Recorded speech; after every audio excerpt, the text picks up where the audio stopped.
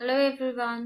Today we are going to discuss economics syllabus for class 12. As you know that economics is the subject in which you can score really good marks. So for that you need to prepare really well. So let's get started and check it out what we are going to study in economics in class 12. 12th class में again आपके पास economics दो part में divided है, part A and part B.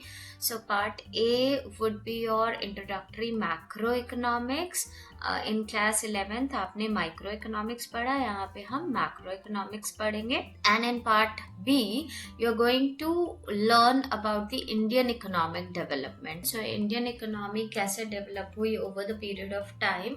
So in this part we are going to discuss the history of the Indian economy. Now here in introductory macro economics you can see that it has been divided into 5 parts. Unit 1, 2, 3, 4 and 5.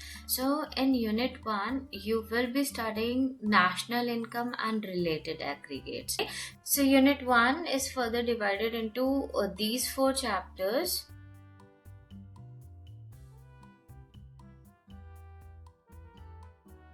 Chapter 1 आपका introduction रहेगा जिसमें आप macro economics के बारे में पढ़ेंगे, understanding the meaning of macro economics, from where it the word has been derived, what is the basic difference between macro and micro economics.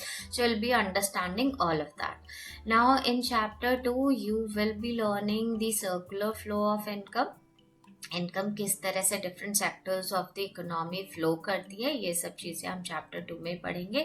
Then in chapter 3 it's all about national income and its related aggregate. And chapter 4 is all about methods of measuring national income. What are the different methods that you use to measure the national income. So this constitute your unit 1. Now unit 2 is all about money and banking. So under this unit 2 we have only this one chapter, that will be your chapter number 5 under unit 2. So under this chapter 2 आप समझेंगे money क्या होता है, money का proper definition क्या है, what are the different functions of money, what is our banking system, what are the different types of banks, and what are the functions of these different types of banks. So under this chapter 5 you will be understanding all of that. Now coming to your unit 3, it's the determination of income and employment. Under this unit 3 you have these 3 chapters, that will be your chapter 6, 7 and 8. So these 3 chapters comes under your unit 3.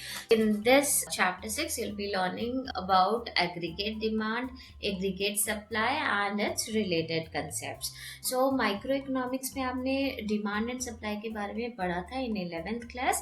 यहाँ पे हम under macroeconomics aggregate demand, aggregate supply पढ़ेंगे. So if you know the basic difference between micro and macro, तो micro छोटे level पे बात करता है, individual level पे बात करता है, whereas macro में हम economy as a whole, पूरी इकोनॉमी की बात कर रहे होते हैं. सो यहाँ पे द सेम डिफरेंसेस हियर. जब हम माइक्रो के अंदर डिमांड एंड सप्लाई हमने पढ़ा था, तो हमने पढ़ा था demand and supply of an individual firm और an individual industry, right?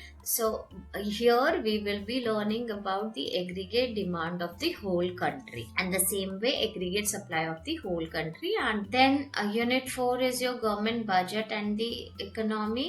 Under this unit 4 you have this one chapter, that is going to be chapter number 9,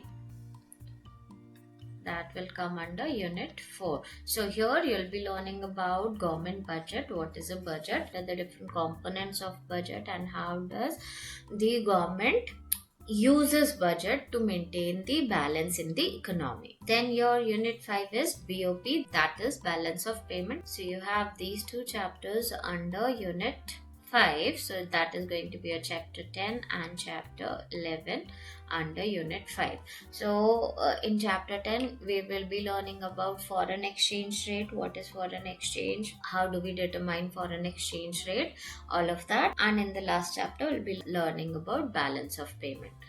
Now, let's discuss what we are going to learn under Part B. In Part B, as I said, we'll be learning about Indian economic development. How did the Indian economy develop over the period of time? So, under this, we have 3 units. Unit 1, we will be discussing about the development experience from 1947 to 1990 and the economic reforms since 1991. So under this, you have these 3 chapters under Unit 1. So in Chapter 1, we will be understanding Indian economy on the eve of independence. So independence के time में Indian economy कैसी थी, उसके characteristics क्या थे. Then in Chapter 2, we'll be understanding Indian economy from 1950 till 1990. What were the developments and changes Indian economy went through in this period? Now in Chapter 3, we will be learning about the economic reforms that took place after 1991. So we'll be learning about liberalization, privatization, globalization under this chapter. Now then comes your Unit 2. So here we will be understanding the current challenges facing Indian economy. So what all current challenges Indian economy is facing, we are going to understand in this unit. So under Unit 2, you have these many chapters: 1, 2, 3, 4, 5 and 6. So 6 chapters are there under Unit 2. This was your Unit 1. This is your Unit 2. Under this Unit 2, you'll be studying the challenges that Indian economy is facing. So these are the challenges that Indian economy is facing. So one of the major challenge is poverty, then human capital formation in India, rural development, employment, infrastructure, and environment and sustainable development. So these are the major challenges that India is facing. So we'll be discussing these major challenges under these chapters. Okay, so you have chapter number 4, 5, 6, 7, 8, 9, and then this chapter number 10 comes under your Unit 3. So total you have 3 units under this Part B of economics. In this Unit 3, you'll be understanding the development experience of India and a comparison with neighbors. So here in Chapter 10, it's nothing but a comparative development experience of India with its neighbor. Now let's see the marks distribution.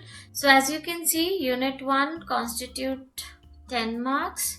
Money and banking is of 6 marks. Determination of income and employment is of 12 marks.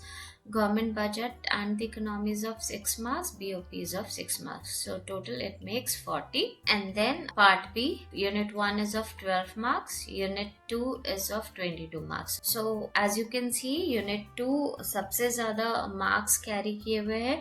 So you need to study these chapters really well so that you can score really good marks, right? And then Unit 3 is of 6 marks again. So total it makes 40. So Part A is of 40 marks, Part B is of 40 marks and 20 का आपका project work रहेगा.